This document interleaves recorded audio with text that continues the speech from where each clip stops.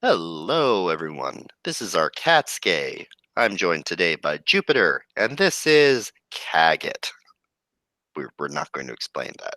It's just, yeah, Well, I it's don't a, feel like getting banned again from YouTube, but I know. Kaggot, I mean, I'm Jewish, he's gay. You can kind of put two and two together. And today, How for once, dare you? I'm going to be opening us up, and not in a sexual way. I'm not going to be inserting anything into you. Don't How me to me, disappointing. sir. This is an Arby's.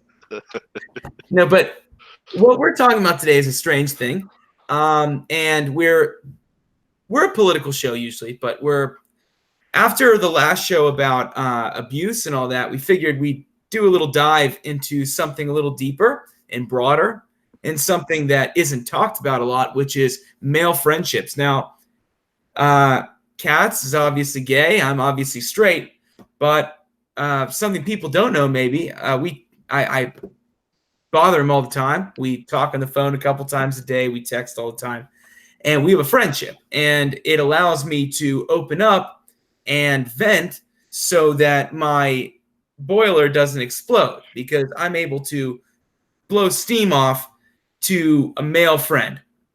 Now, something that happens today, which is the most disgusting thing, it's one of the biggest reasons that men are boys instead of men. We're superficially friends with other men, I feel. Maybe not you, maybe you're the exception. But most people, their male friends are people they go out and they're looking for women, or if you're gay, your guy friends, you're either trying to fuck them or you're trying to go out and find people to fuck with them. But friendship among the same sex is so important, and masculinity for men is so important in the way that we bond. And we have a million ways to do that, but it's very important to have healthy, communicative conversations with other men and relationships that you can form that are more than just looking for women. And these days, what we tend to do is just look for women or men. And I It's think an that activity-based relationship. exactly. That's exactly right. Not just the activity of looking for women, maybe just going out to play darts or things like that. But what we're here today is to talk about is the relationship between men that only men can have with each other, that you can honestly talk about your feelings and not in a feminine way that they want you to. Yeah, this is not an episode of I'm old enough to invoke this show. Does anyone remember Queer as Folk? Probably not. Like, it was a terrible Is Showtime that where they remake. do they redo houses? No, no. See, this is where I'm older than you. It was a terrible Showtime remake of a terrible British gay rom-com thing. I don't know what you really call it. It really was just in the late 90s, early 2000s, whenever it was, and it's like, oh my god, gay people, look, they're covered in body glitter and they have drama and issues. And yeah, it was mostly just a bunch of extended club scenes with a lot of body glitter and a gay soap opera kind of thing. But yeah, like anytime you see gay people talking with each other, it is just like, oh my god, I love you. It's so, I just don't know anyone else who's gay in my hometown because I was the only gay in my hometown. And it's, yeah, I think we've moved past that point, but television is sometimes a little bit a few But decades I think behind. I think that you know what? That's the best way to start this. So that's the best way to start this.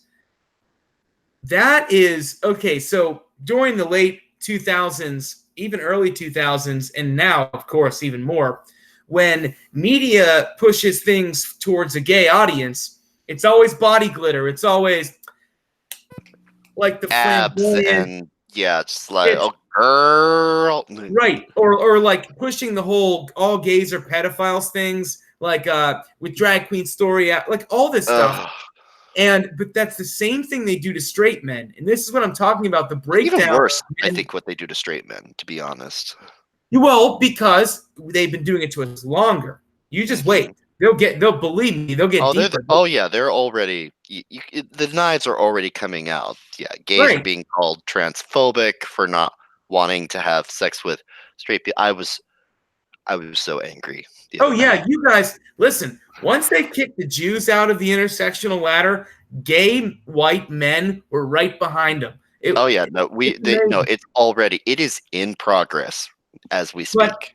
but when they did that, the same thing that they've done to men for years, which is you're either emasculated if you try to talk about your feelings, and it's so thoroughly beaten into you from childhood that, excuse the terminology, but you're gay if you talk about your feelings with your guy friends. And Hmm. so it's exactly right, you become activity friends. But what they're doing to gays is the same thing. Instead of having meaningful, because male friendship is so important for a man, but in the gay community these days, you're pushed so much on the sexuality and, Yeah, fucking each other or glitter bombing each other but that it's the same thing. gays are so freaking catty, and I don't know how much that is just gays being gays and how much of it is society. Because I'll be honest with you, I don't have any gay friends. I used to try, but I found the only men, excuse me, the only men that I seem to be able to maintain friendships with are straight men. I have a great deal of trouble maintaining relationships with gays, and not because of sexual tension. I mean, I guess that's there to an extent, but It's an afterthought. I don't know. I mean, like, for whatever reason, I have never really been able to connect with gay men on a emotional level. I mean, obviously I'm connected with my husband, but that's a whole different thing. I used to But know. but wait, that's what I'm saying. Me, every girlfriend I have becomes my best friend. That's who I Mhm. hang out with. That's who I watch movies with. That's who I share interests with. And they've made it so that men specifically, because I don't have a lot of straight male friends that I can really talk to and connect with. I have friends that I play tennis with. I have friends that I Activity play partners. music with. Exactly. I have friends that I'll go get shit faced and go pick up Urs at the bar with. But as far as people that I pour myself out to, almost all the people in my life from the dawn of time, except for maybe a couple, have been gay. Now, I just want to make sure for my own selfish reasons. So I'm your only gay at the moment, correct? Well, my buddy Nolan, he's gay, but he moved away. Nolan, no, Nolan, you're a dead man.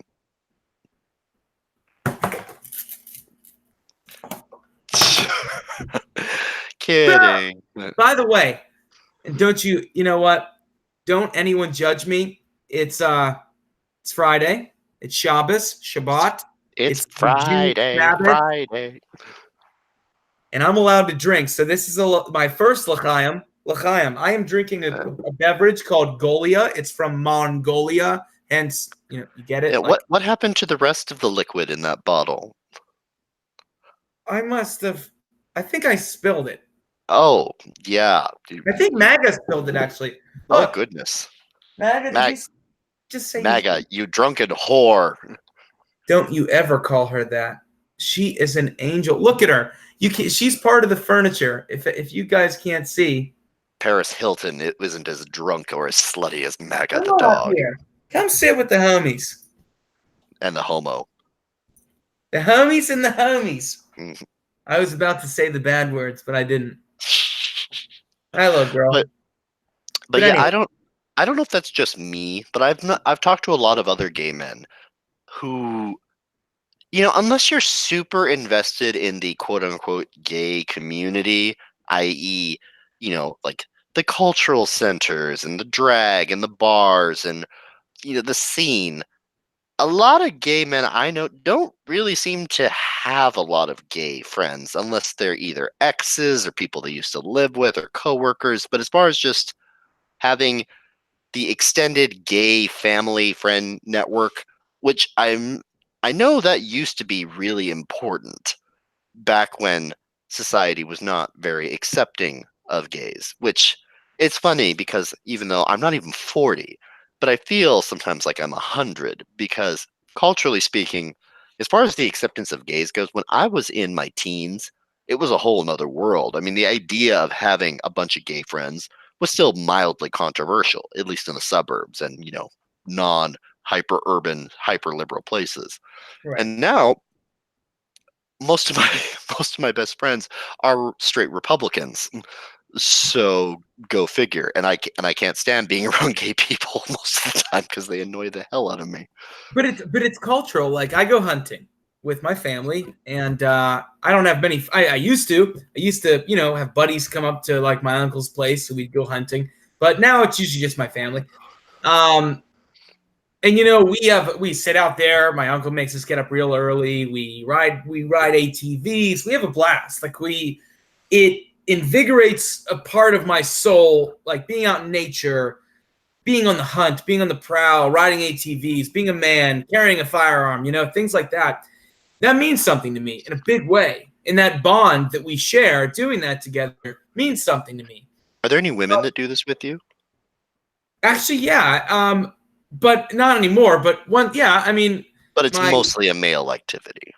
yeah, It's not the it's my ex Marilyn had a campground, and we used to go out, just her and I. That's where all those pictures of me on the ATV with the guns and MAGA. and it's not But that you're excluding women, but where men they're are not into drawn it. to other well, yeah, men are drawn to other men, not just in a sexual way, just in general, the same way women are drawn to other women. But that's where I'm going with it, is that women could come if they wanted to. Like, I mean, I've done They it with usually women, don't though. but they believe me, they prefer not to, and they have their activities that they Unless like they're to like do. unless they're like the down, country wives or something like that, No, but even they choose to do other activities when the men are out. But the thing is, men are drawn to certain things, certain activities, certain things that women would prefer not to do. But when men do those activities, we don't we don't open up emotionally usually. Women, when they're doing their activities, they are constantly pouring their hearts out and emotions out. I don't necessarily think that's good for men, but I'll tell you this. It depends on the activity. Right, but I'm saying sometimes I think that usually it's better for men to get out their frustrations and everything physically and with activities, but sometimes even the hardest, most closed up man needs somebody, another guy that they can come to in times when they're about to pop. And that's when you see all these young guys shooting. What you want about America, land of the free, home of the brave. We got some dumbass. You see these guys shooting, these young kids shooting up schools, killing themselves, killing their girlfriends, and white violence. Ask Colin Flaherty, is very rare. And you see these young kids all of a sudden, like in the last few decades, just popping. And it's because we've been robbed of all of the things that make men men. Activities with each other, groups. Camaraderie. Exactly. And the camaraderie is everything to men. And I think that we've lost that and we're dying because of it. Why do you think that we've lost camaraderie? Because it was much easier for women to adapt to the technology age than men. I think that's a great question, actually. I'm really, that, you know what? That's why I love you. That was actually a great question because it just popped into my head.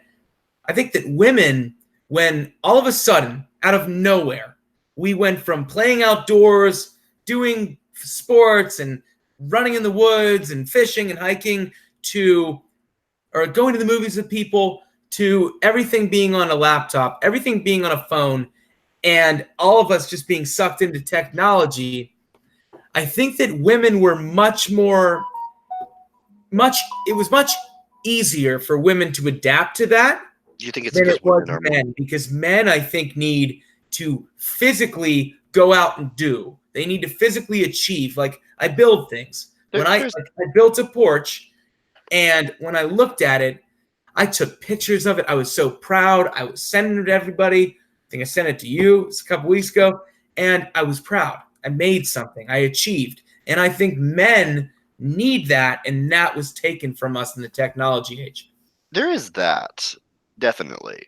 But do you think also part of it might be also because women are more predisposed culturally and maybe even biologically towards communication. Oh yeah, Because that's the biggest change of this era is hyperconnectivity. And women, they're struggling the same as men under the yoke of hyperconnectivity, because I think it's one of the recurrent themes in a lot of my conversations. I really think that ambient connectivity, universal communication at all times is driving us crazy, because I don't think yeah. we're equipped to deal with that. But women are much more adapted towards communication and large group connections than men are. I think men, there's part of that hunting instinct, part of that, the need to just go out and be alone from time to time. It's hardwired in us, and it's kind of difficult to do in this era. The That's way well, things are that's exactly what I'm saying, and it's one of the reasons I have such a hard time making videos by myself when once I could, because back then I was out achieving, I was dating, I was doing this, and so I already had that filled. So this was a way I could conquer more things. But when you stop conquering life, even incrementally, even little things you conquer day by day or week by week, you start to drain as a man. But you're right. That's exactly what I was saying, is that women, I mean, you dated women before you came out and started dating men. You know how it is. Like, they want to constantly be texting you. They want to constantly be talking to you. They want constant Instagram, Facebook, texts. But men did not. We Men don't tried. like it, But you know what? We will if it's women. This is the big problem. Like, I'll text back a million times if it's a girl I'm really into, but you but I wouldn't do it won't. on your own. Right. And It's also, I reciprocal. won't It's with not. friends.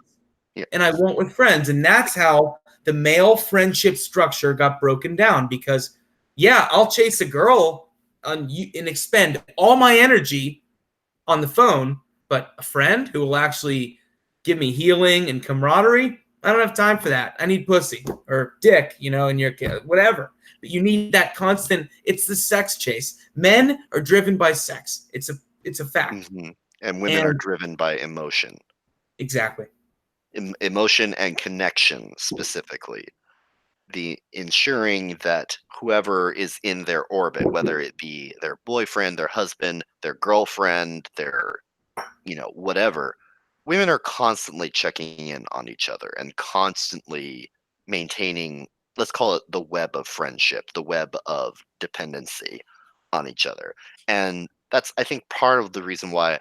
I mean, yes, there's drama from men online too, but notice that there's a lot more Twitter type drama, Facebook type drama with women towards each other. And again, that may probably comes from the fact that women are more suited to hyperconnectivity. Now, just as an aside, I'd like to talk about something that I found uh, really interesting about. Excuse me, sorry, drinking. That I found really interesting about you that I didn't know previously. I found this out recently, as in within the last month. Uh, Katz, I'll let him tell the story, but he was a lefty, and he had heard all the whole sexist and misogynist and racist and homophobic, the whole Hillary Clinton thing. We're all Mhm. racists and demons and bigots.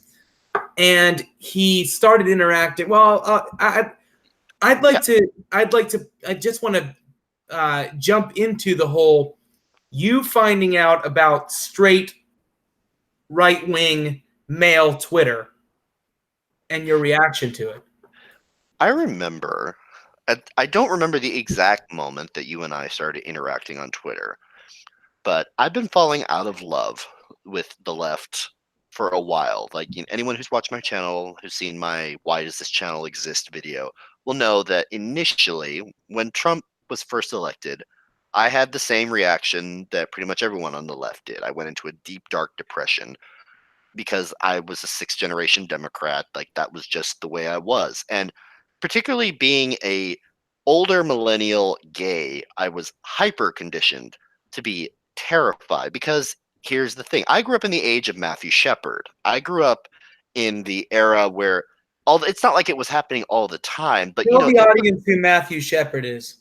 for those of you who are too young to remember Matthew Shepard, Matthew Shepard was a gay man who was beaten to death and left to die after being tied up to a fence post in rural Wyoming. And it was highly publicized, and it Highly sent, publicized. and they were purposely stoking fear in the gay community through this horrible Oh tragedy. yeah, they made a play about it called the Laramie Project. I mean, like it was a thing. They And used so, it as a prop. Don't ever and let a tragedy go to waste. yeah, and I will tell you, as a gay man, I was in high school at the time. We were terrified. Social media was still in its infancy. We didn't exactly have access to a lot of competing perspectives. And I'll be honest, also, and I'm sure Jupiter will back me up on this, the right was a lot more hostile back then to gay people than it is now. I Because wouldn't even wait. I agree. Not to mess with your train of thought. I agree, but I also wouldn't compare that right to the current right. right, yeah, no, it's, I mean, the same party, but an entirely different constituency because it was the Andrew religious right. Breitbart took a sledgehammer to that right. Yeah, the religious right is dead, or at least severely Well, weakened. It's no, not in charge like it used to be. I think the holier than thou religious right is dead. I think there's a rise of good, godly, right people. Yeah, there's nothing wrong with. I don't mean there's anything wrong with being moral or even religious, but what I mean is, the Christian Coalition, the Westboro The Baptist. Channing Fay Bakers. Yeah, like basically, let's call them Christian jihadis. That's what they really were. Right, And they weren't, and most of them weren't Christian. They turned out to like sleep with little boys or yeah, body but gay prostitutes or be evil. but They were like they kept their bombs inside of Bibles. I mean, like, they knew what they were doing. But anyway, and they at the weren't time, religious. no, and I'm not saying that in retrospect or in reality that they're Right. representative of that. The But new religious right is beautiful. They were horrible. But yeah, in the 90s and the early 2000s, if you were a young gay man, you were fucking terrified of the religious right, and by extension Republicans, because we just didn't know the difference. And the Republican Party wasn't doing a great job at telling us, like, by the way, we don't really hate you. Now, the current Republican Party is very different. So, zooming forward, I fell out of love with the Democratic Party not terribly long after Trump was elected, because I noticed that, like, for instance, Black Lives Matter was trying to take over gay pride parades and actually stopping them. And then when I pointed out I didn't like that, or I didn't like that they were adding brown and black to the rainbow flag, I got called a Nazi, which I thought was funny, by a black lesbian. It's like, okay. So I fell out of love, but I felt like I didn't know where I was supposed to go, because, I wasn't supposed to be, gays are not supposed to be Republicans. That's drilled into you from a young age as a gay. If you're a gay Republican, you're the worst kind of traitor. I mean, like, they will not talk to you. They will hurt you if they find you. And, like I said, to be fair, being a gay Republican back in the day was kind of a weird thing to do, but it's not that way anymore. At some point, I don't remember exactly what happened, but you and I started interacting on Twitter. And I just remember you being very positive. I remember, because I used to have, when I first got onto YouTube, I was politically agnostic. I had a Twitter, but that was just to communicate with other YouTubers. I wasn't really using it. And then at some point I started posting more, when I started thinking a little bit outside of my box. And then I remember at some point you followed me and you started promoting me. And I just remember we had really positive interactions. And I looked at your Twitter and I was confused, because it, on the one hand, all of the old conditioning was saying this guy should not like me. There's no reason for him to like me. Like, we're not, politically aligned at all. But I noticed that you were giving me lots of love and affection online. You were supporting me. You were saying nice things about me. And my comments were being shot down left and right by leftists. Like, I was blocked. I was banned. Like, I could not make a dent as far as my particular point of view, which was, at the time, the thing that's really kind of red pilled me to the whole fallacy of the rainbow is the idea that, gay men and transgender people are not alike and really should not be in the same club because we have opposite needs. And I really don't believe that the transgender movement, let's call it, I think that there are people that have legitimate medical conditions that can benefit from therapy and they should be treated with love and respect. But I think transgender activism, as the idea of the spiritualization of gender, is a horrible idea that is going to destroy not just the gay civil rights movement, but also society if it's left Well, unchecked. they hijacked it, but if I can just 1 second, one Please. of our first interactions was someone was coming at you for something you said, and it was someone who was gay. They were queer. Oh They God, remember they yeah. had all that stuff in the usual in their profile, and I jumped in, and here comes right wing religious Jew, to the rescue of a gay man, and we ended up bonding over that. But you were shocked that and some of my friends jumped in as well, and you were shocked that you came in, you were new to the right wing scene, I and wasn't even actively affiliated at the time. I was just like wandering. I felt like a like just a man wandering through the wilderness. Like I didn't feel like I had a home or a side. And I was really surprised that the only people who seemed to be interested in throwing me a lifeline were the people on the right. The left was throwing rocks at me, hoping that I would drown. But the people on the right, they were saying like, "You can do it, you can do it. Here's a life preserver." But and for once it was a right wing that wouldn't just try to shield you from the rocks. We throw them back now. That's very the much big, so. that's the big I've difference. We throw yeah. the rocks back now.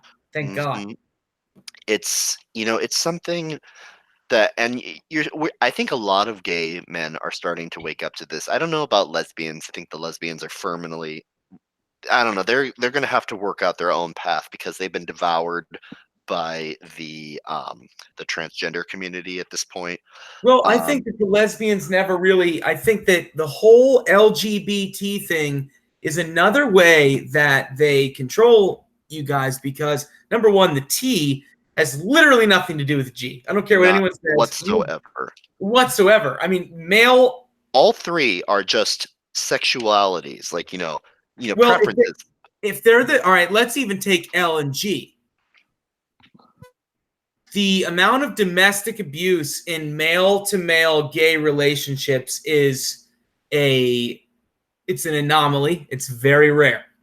The amount of domestic abuse in the lesbian community is astronomical. It's higher than almost any other group. Might be, I don't want to say every group because I'd have to look and I don't want to say something that's wrong. But the huge thing with the LG and then B, which is absurd, but the LGBTQ plus IA, and now they're throwing pedophiles in there too. It's a way to group you so you're either part of what we tell you, part of this group that you have nothing to do with the others, or you're ostracized. And I think that the right, who's been ostracized for so long, looked at the gay community, looked at non like non-conforming to traditional marriage standards, and said, "Wait a minute, we're all being thrown out. We're all misfits." I feel like the new right is the island of the misfit toys. But yeah, once they dropped the anti-gay thing, because I had said this actually for many years, because I had my neighbor, for instance, is a Republican. She's been a Republican for her whole life. She's older than I am. And she always said, "Well, why aren't you a Republican? You have this issue with them and this and that." And I said, "Well, because the Republican Party is not really very friendly to me or my husband, for instance." And Right. she's like, and this was years ago. And she said, "Well, I can see that. I mean," and she was like, she was clearly ahead of the curve though, because the new Republican Party doesn't really give a fuck. And the LGBT community is trying to obfuscate this because they try to link in the ancestral homophobia charge.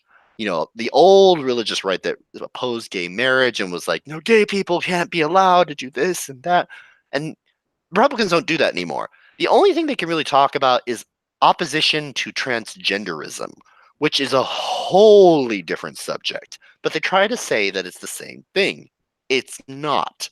Opposing children being transitioned with hormone blockers because of no even particular consistent criteria. Just like, like they say they're a girl and she's a boy. Well, okay.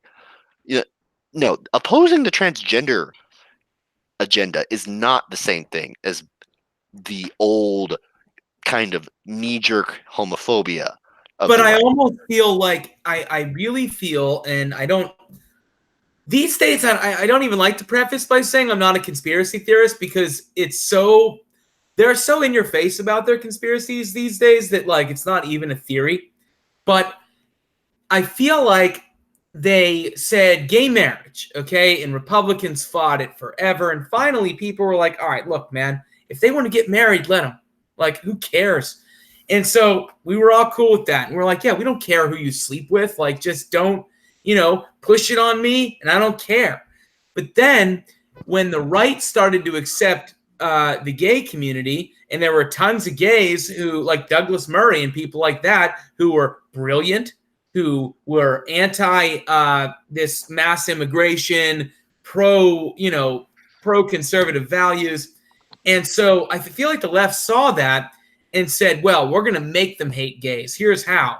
We're going to make their kids forced to have drag queen story hour. We're going to make their kids, if their kids at age 7 think that they're a girl and they're a boy, we're going to force it on the parents or they'll go to jail, even though 60 or 70% of them, by the time they're 18, snap out of it and realize it was a phase. And I really feel like they're pushing it so hard, making transgenders compete against women. I feel like they're doing it to rein gays back in, to say, look, the right does hate gays. See, they won't let this grown man fight another woman or a woman in UFC. No, exactly. But it's based on a bait and switch. The idea that they've been trying to feed us for a long time, which is that we're all LGBT, as opposed to gay, lesbian, bisexual, Bingo. all these different things. It's like the reason that gays and lesbians and bisexuals, because it used to just be LGB and then kind of T, but like it was like the T was a really small, like I remember growing up, you heard about transgender people, but it was like on like, imagine if the gay sitcom was the reflection of the gay universe, then there would be like, half the cast would be gay men, half the cast would be lesbians, maybe. And then there would be like a transgender guest star who would appear recurring. Like they'd be like the neighbor character who showed up every once in a while because they just weren't that many of them. Now, transgenderism has been so broadly hyper redefined to the point where even saying that it is a medical disorder will get like a Tim Pool video demonetized. They can't even say, did you know that apparently like what is it, Tim Pool or the Quartering, they can't actually say gender dysphoric disorder or whatever. That's They can't call it. cool. Yeah, they can't call it a disorder because they'll be demonetized. That's how far this has gone. And it really is just about control.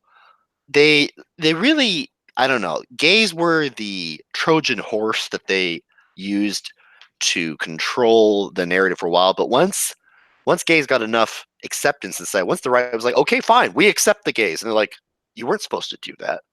Well, Right, fine. but it's like Islam, and I know, here we go again.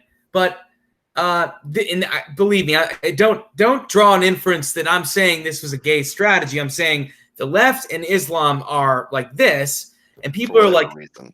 why does the left side with Islam? It's it's the enemy of my enemy. No, that's not it. It's the left doesn't care about gays or blacks or Jews or anyone. They care about power. That's all they care about. They see political correctness. They see progressivism as a weapon to drive them to power. But Islam is the same way. They use tolerance and all the whatever the society that they're trying to take over uses, they're the best citizens possible towards political correctness. Then they outbreed you, they gain power, and then guess what? All bets are off, baby. We used you. Thank you. Wait, no, actually, we're not going to thank you. Fuck you. Yeah. Enjoy slavery. Allah. Durka, durka, durka, durka. I will say this, like, so yeah, the recently departed Prince of Queens did actually have one wise thing that he said about this. He and I disagreed about a lot of things, Oliver but Shalom. yeah, rest in peace. But he did say something that made sense, which was that the reason the Democrats and the gay policies fluctuate, it's nothing to do with the gay community. It has to do with feminism, because the feminists are the most powerful force in the left at the end of the day, other than like the racial identitarians who are really fighting the feminists right now. But feminism is a broad coalition because it can be like white feminism, people of color feminism, now transgender feminism. But taken as a whole, it's feminism that really dictates the left's agenda. And feminism was found gays to be useful during the 60s and the 70s and the 80s because first we were just the outside underdogs, the ultimate symbol that society could react to viscerally. And then the AIDS crisis came and we became the ultimate just like starving children ads of like, well, like how can you save how can you deny these people humanity, because it was a legit tragedy what was happening before we figured out how to combat that virus, and it was a big problem. But the feminists were more than happy to exploit the weakness, in this case literal, of the gay community, the fact that we were dying, and use it to try to say that they were the ones who were actually protecting us. But once the gays became accepted, once AIDS was not an issue anymore, they didn't need us anymore. We weren't compliant anymore because most gay men, once they realized that they could get married, it was pretty difficult to discriminate against them, that they didn't necessarily have anything in common with the struggles of, Sparrow, the gender non-fluid binary star child from Brazil. And they was like, no, it's okay. I don't want to do that. And they're like, you transphobe. So now transgenders are the chosen children of the feminist cause. And yeah, there's the whole turf thing where it's like But it's always the farthest. It's always the farthest they can possibly. All right. So if you're ever in a negotiating deal, this is, I don't know if anyone's read The Art of the Deal by Donald Trump, but my dad made me read it far before the president was the president. It's actually brilliant. But something Trump always did, one of his rules is never be afraid to never enter a deal that you're not willing to walk away from the table from. But the big strategy with that is, let's say he wanted a building and it cost $100. I'm using small numbers. And the buyer is offering wants $100. Trump would come in and say, I'll give you $25 for it. And they're like, no way. So he'd be like, okay, fine. They'd be like, all right, how about 50? And there you go. He got it for half off. Aggressive. That's what the left does. They push the parameters so far out. They stretch the Overton window so deep that by the time they're saying your kids are going to be government mandated turned into women if they're men and vice versa, or forced interracial marriages, you're like, fine, we'll take gay marriage, or fine, we'll take drag queen story hour, because we come to their negotiating table. What we really need to do is say, this is all crazy. We're not accepting any of this. Goodbye. Fuck off. Fuck yourself. Fuck you, even if you're celibate, which if you're on the left, you're not. And that's where the GigTow, the gays going their own way movement came from, that I became involved with when I first started YouTube, which was the idea that the alphabet, the LGBTQIA plus, however many letters they have added at this point. Don't forget CQ14. Sure. And also a couple of Chinese symbols and a Native American glyph. And a unicorn emoji. And the color blue.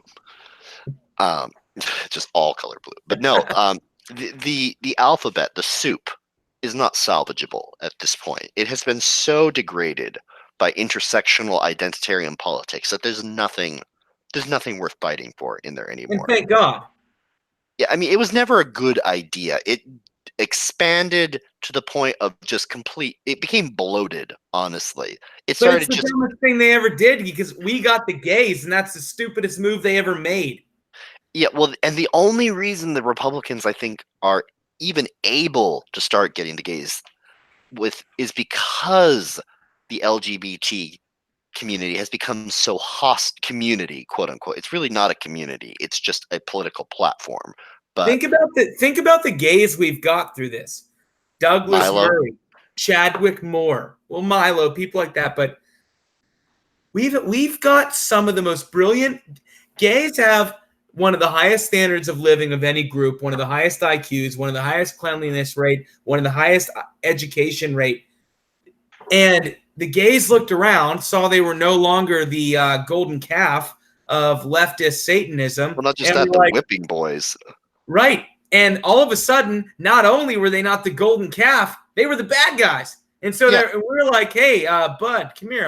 Let me tell you about free market capitalism. You'll love it. And next thing you know, we have people who are literally like some of the most brilliant humans on earth blowing right-wing talking points out into the gay community. And it's the greatest thing. Well, because once you removed the homophobia from the Republican Party, and I don't like using that word very much because it's overused, but Yeah, like we're there not. were, By the way, we're not those people. We don't say yeah, anti-Semitism. I'm a cold-blooded racist. We all know it. Kidding. but I love the blacks and but stuff. but But once the Republican Party decided that it didn't really care about what you do in the bedroom, once it returned to that more libertarian viewpoint, that was the single biggest thing that kept a lot of gay conservatives out, because there have always been gay conservatives. They just weren't welcome in the party for a long time, but now they are. And so now there's no reason for them to stick around in the Democrats. And the Democrats and the liberals are trying to go like, you can't, you're a traitor. And he's like, well, how am I a traitor? You're the one saying all the bad things about me, and they're saying they don't care what I do. right.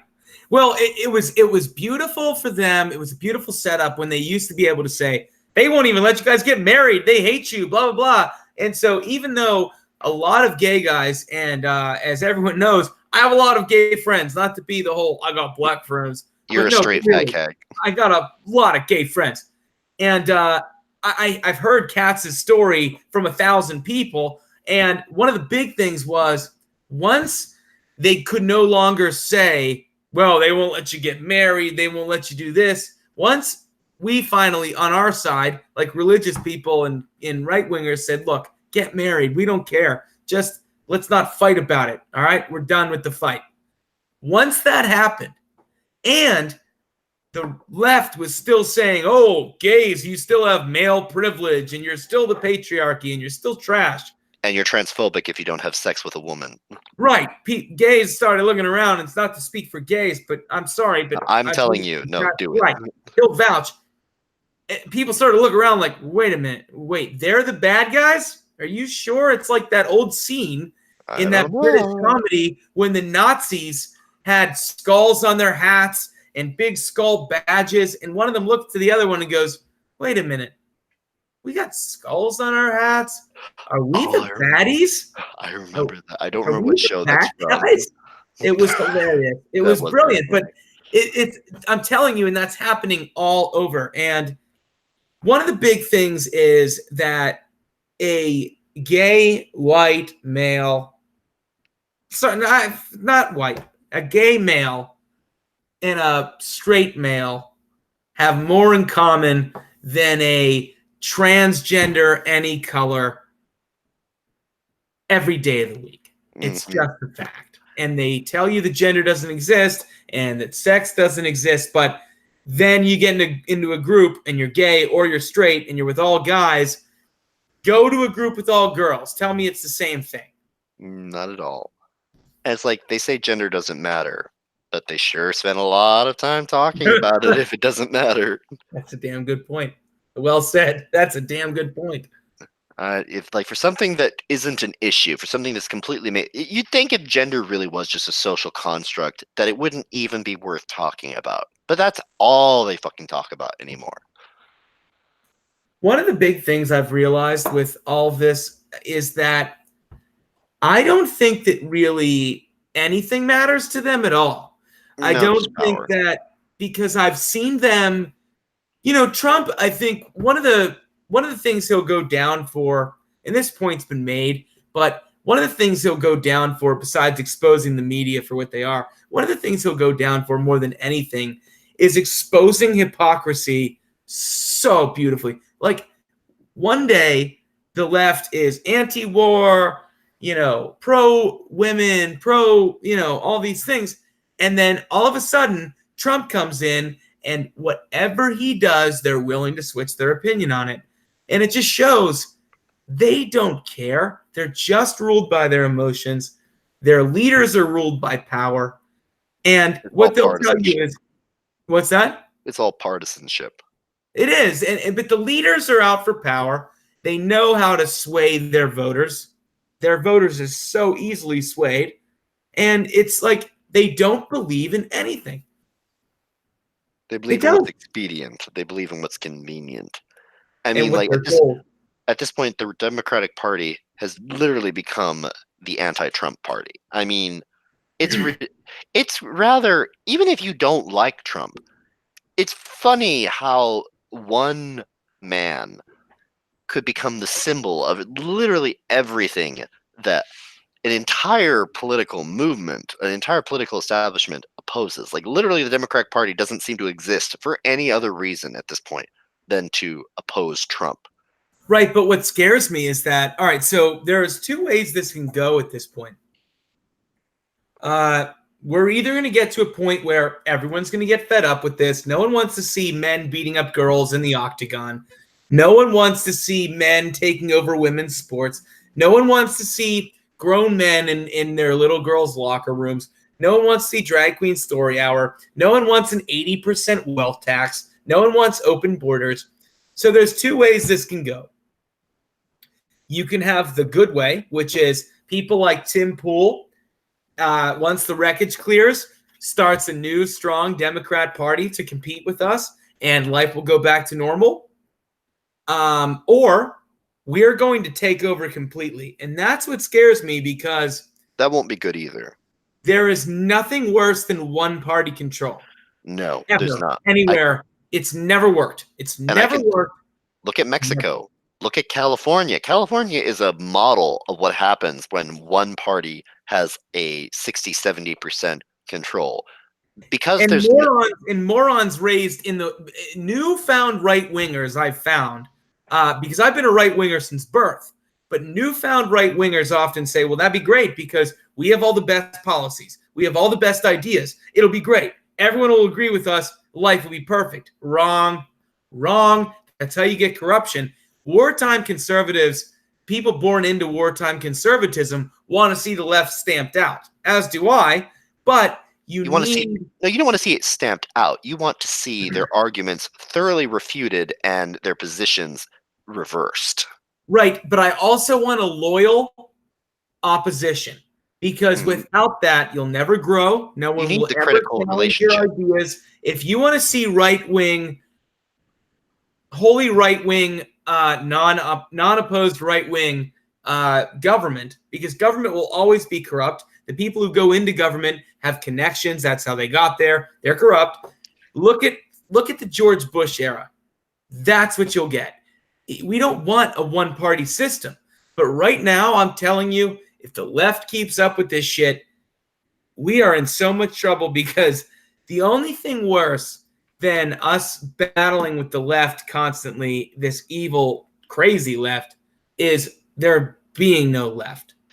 And it's funny because like that might actually happen to the Republicans in the same way that the Democrats for 8 years of Obama. It's not like the Republicans didn't exist, but the Democrats enjoyed a lot of control for a long time in a lot of places. And what did it eventually become? It became a devolution into purity cycles and like what did Obama call it? The circular firing squad, where no one was pure enough. No one could, no one was, loyal enough to the party.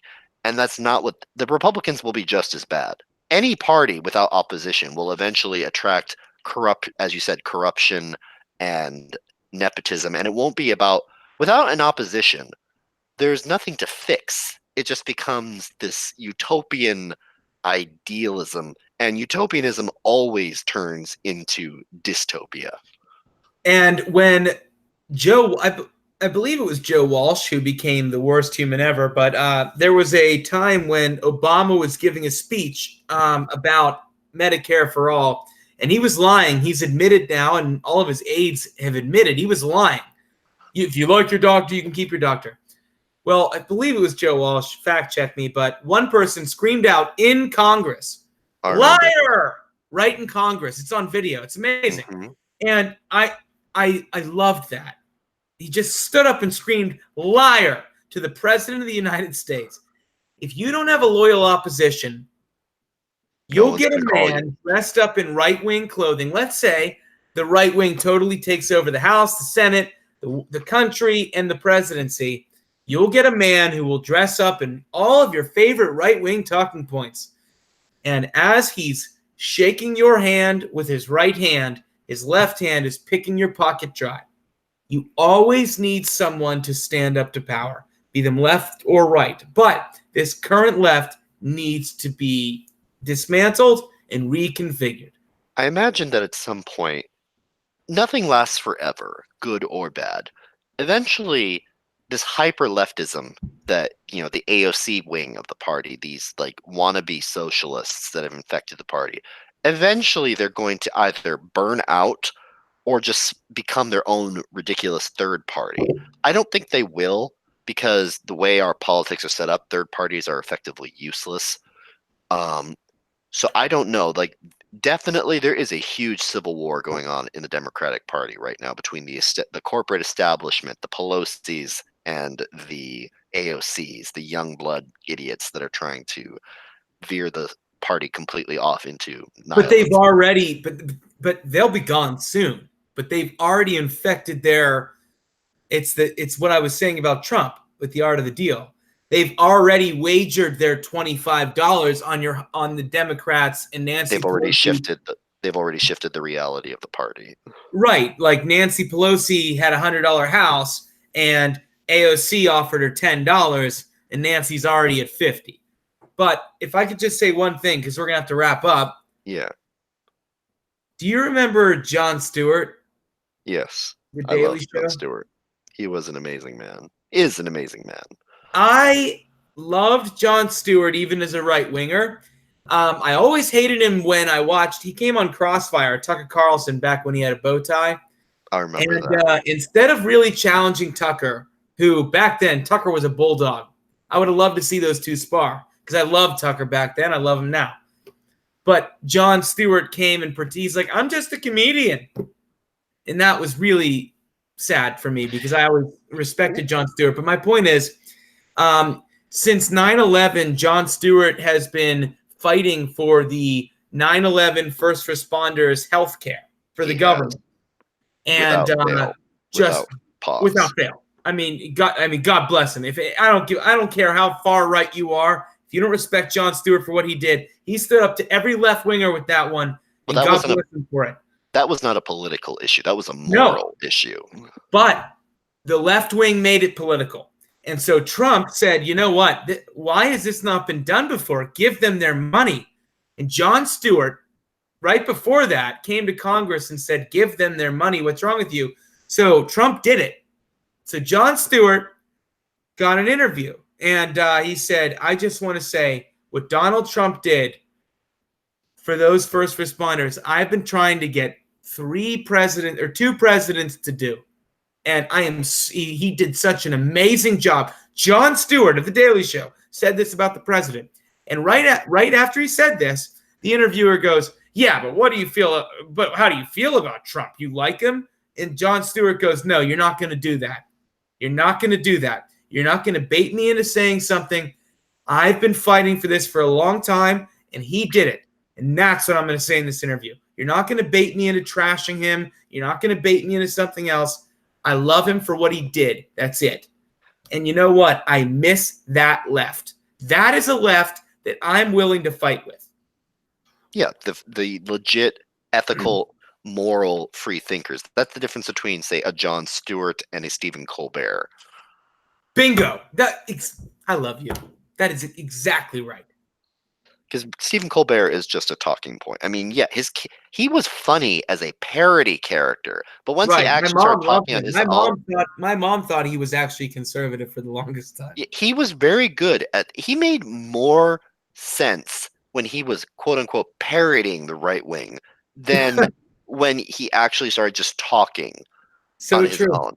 And it's sad because I mean, and that's the thing. That's the difference between Jon Stewart and Colbert. Is Jon Stewart has conviction. He has fire in his belly. And Colbert is just a sniveling late night talk show host. I think He's that's a all we leech. really need to say. He's a leech. Well, And it's so true. But you yeah, know what? I think Tim Pool, I really, I watch just about everything Tim Pool puts out. I really do. he has such integrity. You may disagree with him from time to time, but you cannot say that he's anything but honest. He He's tries a good so man. hard. He's Yeah. he's a damn good At man. least he is trying. That is a left. Tim Pool, a left led by Tim Pool, is a left that I'm willing to fight fair with. I'm willing to Because shake they would hands support with you after a as well. debate. What's that? Because they would support you too. Exactly. The left and the right should support each other and understand that, you know, to to be a little pedantic, like the classic like yin yang, like we need each other, we need to balance between light and dark, like not even light and dark, but like We do.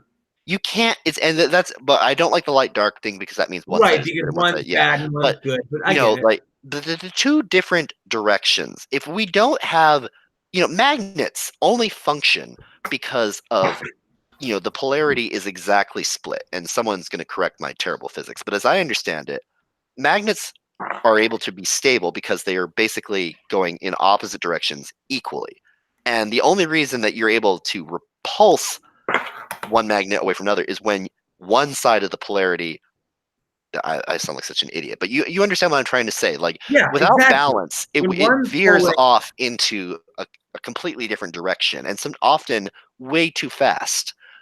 And we need that balance. We need to have a political process where people are legitimately dialoguing with each other, not just screaming and waiting to, to trap their opponent.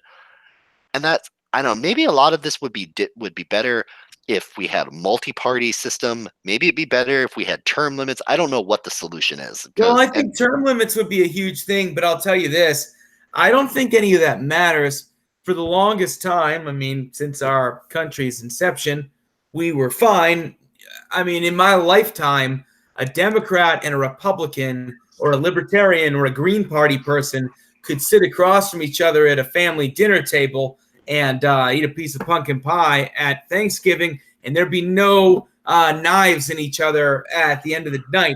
These days, that's not true. And the real thing is, I think above everything, what we really need right now in this country is a free and fair press, which we don't. yes, no, we just have a corporate clickbait media right But now. but corporate clickbait in only one direction, and you know this because I've talked to many Democrat friends or family, and I'll tell them something about one of their candidates, or I'll tell them about something that a Democrat or a leftist did, and they don't believe me. They're like, "Where'd you hear that? Fox News?" I'm like, And, and that's the and they thing. won't listen to you because of it. They won't I've had listen. I've had the same discussion with my father, and my father's a very smart man, but he's Yes, not a he deep is. political, Saved my life, by the way, everyone. but he's not a deep political thinker. He has, he was an excellent doctor, but not everyone thinks their politics all the way through. He's the reason I was a sixth generation Democrat because he was a Democrat and grandpa was a Democrat and grandpa was a Democrat. That's just the Right. way it's always been. And he doesn't because he was a lot of people like my dad have been busy their whole lives. They're working. They don't have time to go on YouTube and watch all these intricate examinations of different positions and the reality of the situation. They need the succinct sound bites, particularly boomers like my dad and our parents. They respond to cable news because cable news makes it digestible. They makes it quick. They tell you, okay, you trust us, right? Yes. Okay. Well, here's what we think you need to know about this person, and this is what you should think. And you know, before when there was no other alternative, there was at least air the near of objectivity, the idea, at least in principle, that everyone was trying to be, factual. That's out the window now. With the internet now, cable news is like, no one's watching us anymore. Trump has a vagina and it's made of candy. But Right. Well, can I give you the best example of what you were saying about your dad? yeah, So my grandfather, Oliver Sholem, was a bad mother. Shut your mouth. He really was. He was a bad man. A good man. I'm just yes, bad. badass. He's a badass. World War II veteran, American through and through, just a bad dude. Just one bad biblical brother. I'm picturing the Inglorious Bastards right now. Yeah, well, he was. I'm telling you, he was a tough dude, but he was. He hated the left since always.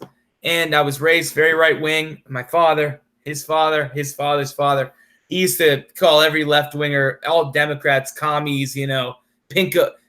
I don't want to use the F word, but I know what you mean. The F word against gays, commie, pinko, F words. All Democrats are commie, pinko. They hate America. They hate Jews. And when my sister decided she was a liberal, he was like, "What are you, some kind of Judenrat?" Which is like the Jews who betrayed Jews in the Holocaust. Oh, goodness. Like he called any Jew that wasn't right wing like a Nazi sympathizer. He was a hard man, but a good man. He was forged in fire. That's the way. Forged in fire, but I mean, the house that I was able to purchase at 27, a lot of that came from the inheritance that he worked his whole life to give his grandchildren. So God bless him. But my father was raised in that. My father is one of the earliest Trump supporters ever. The minute Trump came down the escalator, I always tell the story. My dad texted me, "Trump?" ? And I texted him back, "Trump," because I went and looked, ! So we were early Trumps. My dad's a hardcore right winger, and we were walking in Florida, and he said to me, "But you know what? I respect Elizabeth Warren. She seems honest." And my father says this, and he just didn't know. He just doesn't, because it was people don't have time to follow all of this stuff, right? He doesn't know. He doesn't know how. He said, "You know what? She went after the banks when all that." He said she's a true believer. He said she's smart, and you know what? I think that she's honest. I was like, "Dad, she's the least honest of all of them. I mean, you don't get any more dishonest." He's like, "Why do you say that?" And so I had to show him all these YouTube videos. And after I showed him 2, he's like, all right, I get it. I don't care. Because he's going to vote Republican no matter what. He doesn't give a shit. But the point is, my father, me, says this. What does that tell you about boomers? Because unfortunately, they didn't grow up with the internet. I mean, hell, like I said, I'm an ancient millennial. I'm as old as you can be while still being a millennial. And I am still adjusting to the internet, because when I grew up, the internet was, AOL discs in your cereal and dial-up modems and stuff like that. So it's been quite a ride, but I'm very immersed in it now. But that makes, not most people will do that. Most people, they choose their side, they choose their 1 or 2 sources, and that's it. And that's where they live, and that's where they play. And people like you and I are different because, we want to know, even if the information is unpleasant, even if we find out that we're wrong. Most people are so terrified of being wrong that they will they don't want to they'll spend more time trying to find other people to make them feel correct than they will to find the truth. That's so true. And you know what, though? My dad, and your dad and all of our parents, they bounce around to CNN, Fox, and MSNBC, and that's their echo chamber. But the problem with our generation and millennials and below is that our echo chambers are much deeper, because once you tell Google you're a right winger, they'll only give you right wing shit. and Twitter and Facebook. But once you tell them you're a left winger, that's all they'll give you. And if you look at the media, all they'll give you is left wing stuff. Our echo chambers these days are so much deeper. It's why we all hate each other. We're like, how could you not agree with me? Because we don't Because live in the same universe, really. exactly, it's like we're alien to each other. And we're becoming more alien every day. Well, And so to end it all, can I just say one thing? please. Do you know what the cure for all of it is? I'm serious. If you ever want to get away, if you ever want just a moment to yourself to realize life, the key to the universe is God. And what is God spelled backwards? Dog. And yeah. And God, the actual Torah, the Old Testament definition is unconditional love is one of the names of God. Unconditional love. Mm-hmm. And let me just tell you, if you ever find yourself trapped, because this all started with male friendship, but really, if you're female or male, find yourself something that will love you, be it male, female, or Animatronic. or animalistic, because let me tell you something. Mega. This creature, Magga the dog, who is well loved on the Twitterverse, but it's become a long-standing joke, and she's kind of a mascot. But I don't think people realize this dog saves my life every single day. How could she not? Look at her. Yes. And she loves a man. But I'm just saying, be it a dog or a man or a female, whatever you're into, friendship-wise or otherwise, don't just chase after sex or lust. Try to find yourself a friend in life. I got cats and I got dogs. Mm-hmm. And on that cringy note, I think I'm going to end it. Thank you, everyone. This has been our Catskay, Jewpiter, Magga the dog. Blink twice if you're being held against your will, Magga. All right, everyone. Thank you for joining us. We'll see you next time.